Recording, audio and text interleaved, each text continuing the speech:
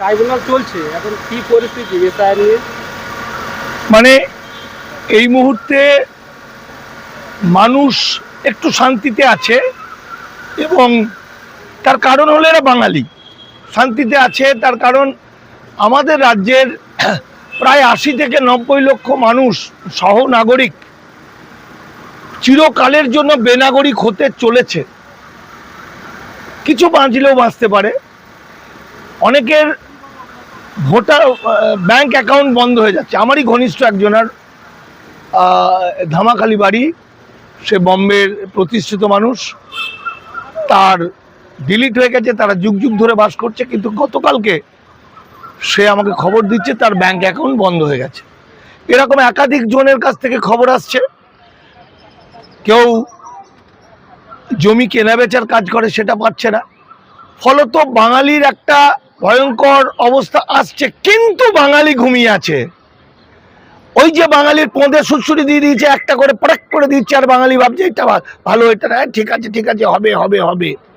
তো আমরা আমার রাজ্যের ৮০ থেকে ৯০ লক্ষ সহনাগরিক চিরকালের জন্য বিপদের মধ্যে পড়ছেন, তার ছেলে মেয়েরা পড়ছেন, আর আমার রাজনৈতিক দলগুলো ভোট দাও ভোট দাও, vote vote vote vote vote করে বেড়াচ্ছেন।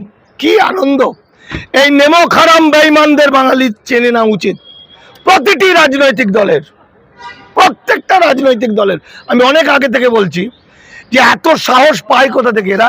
ভোটটা হবে, এরা আর কাউকে চিনতে পারবে না, কাউকে চিনতে পারবে না। যারা ডিলিট হয়েছে তারা কিন্তু মায়ের বুকে একা একা হয়ে যাবে, একা একা ফাইল নিয়ে ছুটবে, দালালের পাল্লায় পড়বে, কোন উকিল তার পয়সা নিয়ে নেবে। আমার একটা জানা ছেলে, আমি তার নাম বারবার বলি, আনসার আলী মণ্ডল, আসামের, 1947 সালের আগের দলিল, 8 মাস ডিটেনশন ক্যাম্পে ছিল, 6 লাখ টাকা খরচ হয়েছে বেরোতে। প্রতিটি রাজনৈতিক দল বাঙালির সঙ্গে বেইমানি করেছে। সিপিএম, কংগ্রেস, তৃণমূল, আর নরখাদক হচ্ছে বিজেপি, আইএসএফ, সবাই বেইমানি করেছে। বাঙালি এ কোন বাঙালি? ভাত ডাল তরকারি খায় না নাকি লেখাপড়া জানে না, একটু বুদ্ধি আসে না?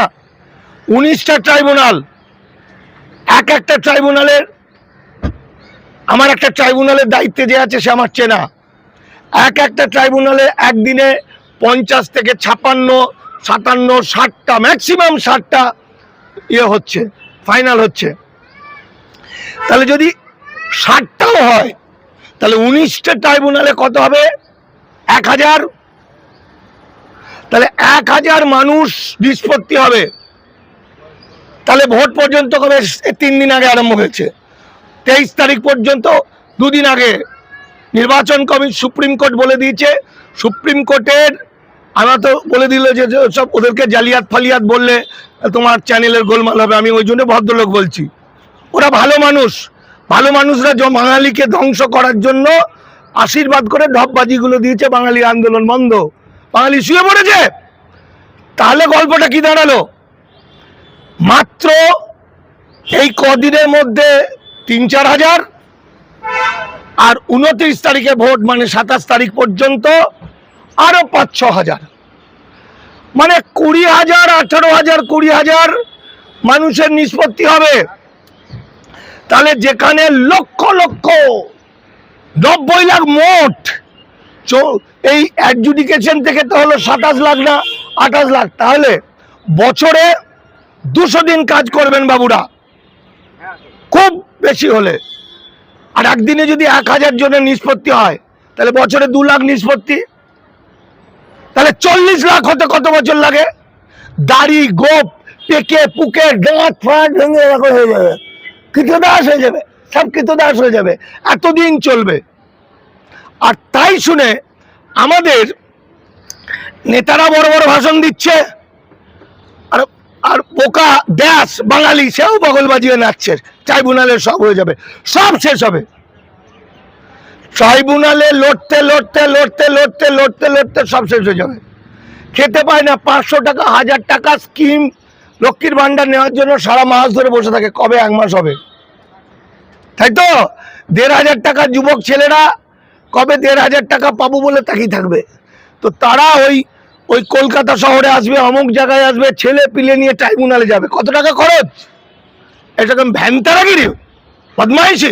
যেটা ঘটেছে, ঘটে গেছে, যেটা 7 বছর ধরে বলছে বাংলা দখল হয়ে গেছে, বাঙালি শেষ। এই যেমন অভিমন্যুর কাহিনীটা তো পড়েছিলাম আমরা রামায়ণে, মমতা ব্যানার্জি অভিমন্যু চারিদিকে ঘিরে ফুটুডুম করে দিয়েছে। এই অভিমন্যু থেকে বেরোনোর ক্ষমতা নেই নেই নেই। মুখে আমরা বড় বড় আবেগ দিয়ে বলছে সরকার আসবে, যাই হোক তৃণমূল আসবে। আরে এলে তো তার তো যেই আসুক, তৃণমূল আসুক কি সিপিএম আসুক কি আইএসএফ আসুক কি যে আসুক ভালো, বিজেপি নরকাতুক না আসুক, এটা কি বাস্তব? দেখুন, আগে ভোট হতো দুটো বিষয়ের ওপর, জনগণ ভোট দিত আর কিছু ভোট কেড়ে নিত জালিয়াতি করে। এবার কি কি হলো? জনগণ ভোট আর একটা জালিয়াতি করে কেড়ে নেওয়া, এই দুটো আছে, সঙ্গে জুড়লো 90 লাখ ভোটকে বেনাগরিক করে দিল। এটা এক্সট্রা ইভিএম, এখানে ভোট মারবে ওখানে চলে যাবে, এখানে ভোট মারবে ওখানে চলে যাবে, এক্সট্রা। তারপরে সিআরপিএফরা পেঁদাবে, কোনো পার্টির ছেলে দেখবে ওই বুথ সব ক্যাপচার করে নেবে সিআরপিএফরা, সব মেরে পিটিয়ে তালতোবড়া করবে, বাবা গো বাবা গো বলে পালাবে, সব পার্টিগিরি ঘুচে যাবে। বাংলাকে দখল করলো, বাঙালি জাতিকে কৃতদাস বানাবে। আর আমরা এখনো বড় বড় ভাষণ দিচ্ছি, আমরা তো তন্ন করে বিভিন্ন গ্রামে ঘুরছি, সকাল থেকে রাত পর্যন্ত ফোন আসছে মানুষের, কিভাবে তাদের বাঁচানো যায়। বাঁচবে তো বটেই, কিন্তু তার প্ল্যানিং আমরা করছি কি করা যায়।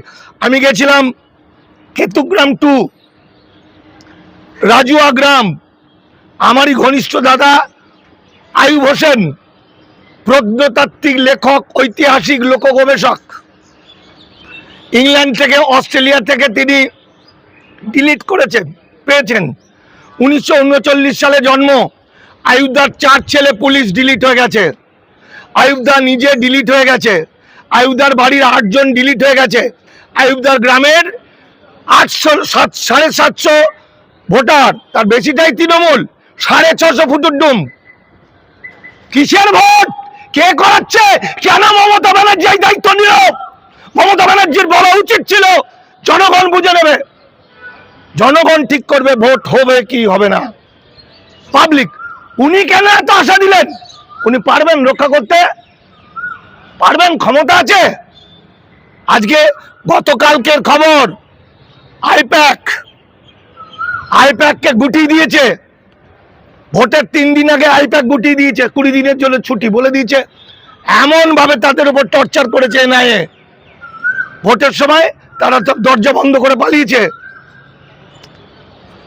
এবার তৃণমূল বলছে না আইপ্যাক এটা মিথ্যা গুজব, কিন্তু গুজবই হোক আর সত্যি হোক, যা রটে তা বটে কিছুটা। তাহলে গল্পটা কোথায়? এখনো শেষ যে আশাটুকু আছে, এইটুকু যদি আশা থাকে, এই বছর একটা ভোট মানে 1 কোটি টাকা। আমাকে বম্বে থেকে বাইরে থেকে সব ফোন করছে যে দাদা দাদু কাকা যদি ভোট দিতে না যায় তাহলে কি কোনো ক্ষতি হবে? আমি বললাম আইনের কোনো ক্ষতি নেই। আগে একটা এমএলএর দাম হতো 1 কোটি 1.5 কোটি, এখন একটা লোকের দাম, ভোটের দাম 1 কোটি 1.5 কোটি। সুতরাং নরখাদক শুভেন্দু অধিকারী অমিত শাহকে বাংলা থেকে লাথি মারতে মারতে বের করতে, একটা ভোট নষ্ট করলে হবে না। যেটুকু চান্স আছে বাঁচানো, যে যেখানে আছেন যেমন ভাবে হোক ভোট মারো, বিজেপির বিরুদ্ধে ভোট দাও, বিজেপির বিরুদ্ধে ভোট দাও। তারাও সালাদের এই বর্গী পুরো বাংলাকে দখল করবে, বাঙালিকে দখল করবে, আমাদের কৃতদাস বানাবে।